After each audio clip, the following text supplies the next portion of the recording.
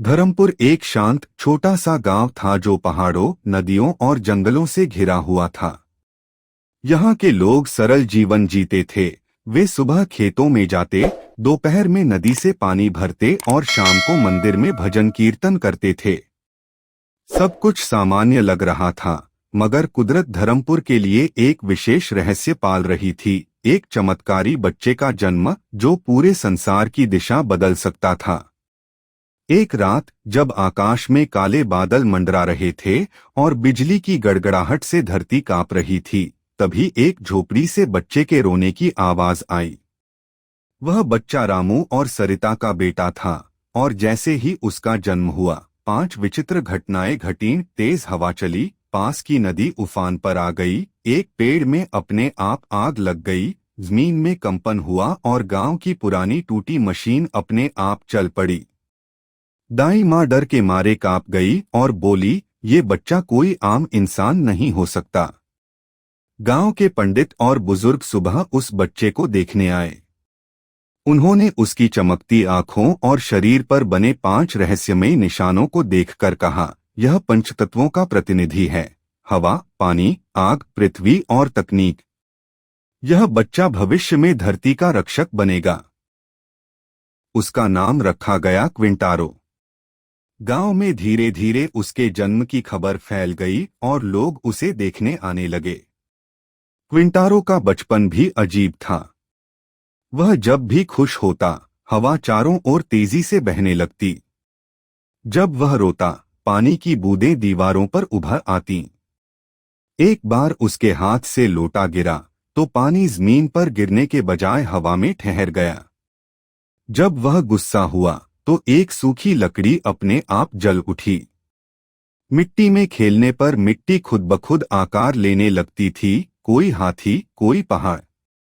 मशीनें उसके पास आते ही खुद चालू हो जातीं। उसकी माँ डरती थी कि कहीं गांव वाले उसकी शक्तियों से डर न जाएं। एक दिन वह जंगल में खेल रहा था, तभी उसे एक बूढ़ा व्यक्ति मिला, लंबी दाढ़ी, सफेद वस्त्र और आंखों में गहराई। उन्होंने कहा, मैं तत्वगुरु हूँ। मैं तुम्हें सिखाने आया हूँ कि तुम्हारी शक्तियाँ कैसे संतुलित रखनी हैं। क्विंटारो पहले चकित हुआ, फिर उत्साहित। तत्वगुरु ने कहा, जल तुम्हें शीतलता देगा, अग्नि साहस, वायुगति, पृथ्वी स्थिरता और तकनीक चतुराई। पर याद रखो, इन शक्तियों को संतुलित रखना ही तुम्हारा सबसे बड़ा धर्म है। इधर गांव में अजीब घटनाएं होने लगीं। नदी सूखने लगी, पशु मरने लगे और फसलें जलने लगीं। गांव वाले भयभीत थे। तत्वगुरु ने बताया कि धर्मपुर के नीचे एक पुरानी गुफा है, जहां एक दुष्ट शक्ति बंद है। उसका नाम है काल शक्ति। वर्षों पहले पंचतत्वों ने मिलकर उसे बंद किया था, लेकिन अब वह फिर जाग रहा है। रात में क्विंटारो को सपनों में अजीब दृश्य दिखने लगे। एक अंधेरा चेहरा, गांव जलता हुआ, लोग भागते हुए। एक रात उसने देखा कि गुफा से काली धुंध उठ रही है और एक डरावनी आवाज गूंज रही है, क्विंटारो, मैं आ रहा हूं। वह कांप उठा। सुबह वह भागकर तत्वगुरु के पास गया और कहा, मैं तैयार हूं, मुझे सिखाइए। तत्वगुरु ने मुस्कुराकर कहा, अब से तुम्हारी असली परीक्षा शुरू होती है। एक दिन गांव की नदी पूरी तरह सूख गई। लोग परेशान होकर मंदिरों में पूजा करने लगे। क्विंटारो चुपचाप नदी के पास गया, अपनी आंखें बंद की और जल तत्व का आह्वान किया। उसके चारों ओर नीला प्रकाश फैला और अचानक नदी फिर से बहने लगी। लोग हैरान हो गए, यह कैसे हुआ? मगर क्विंटारो चुप रहा। उसका मन कह रहा था कि यह तो बस शुरुआत है। रात होते ही गुफा के अंदर अंधकार और घना हो गया। काल शक्ति की आंखें लाल हो चुकी थीं। उसकी सांसों की आवाज हवा में गूंजने लगी। उसने कहा, अब मेरा समय आ गया है।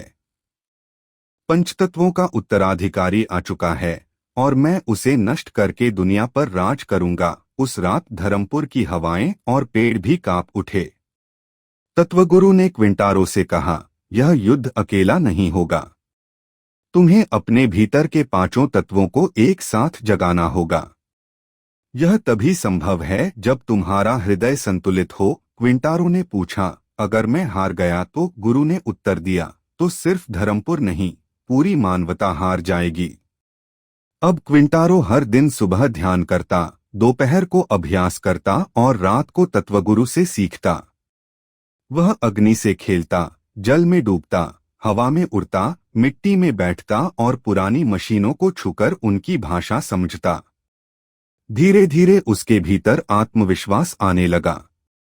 गांव के लोग उसकी बदलाव देख रहे थे, पर किसी को सच्चाई का अंदाजा नहीं था। अंततः एक दिन तत्वगुरु ने कहा, अब समय आ गया है कि तुम अपनी पहली परीक्षा दो। क्विंटारो ने पूछा, क्या करना होगा? गुरु बोले, तुम्हें पंचतत्वों को एक साथ बुलाना होगा, संतुलित और नियंत्रित रूप में। क्विंटारो ने आंखें बंद की, सांस रोकी और ध्यान लगाया। कुछ ही पलों में उसके चारों ओर 5 रंगों की रोशनी फैल गई, नीला, लाल, सफेद, भूरा और चांदी जैसा चमकता हुआ। गांव के आसमान में बिजली चमकी। दूर गुफा में कालशक्ति चिल्लाया, शुरुआत हो चुकी है। उस दिन के बाद क्विंटारो सिर्फ एक लड़का नहीं था, वो बना पंचतत्वों का योद्धा।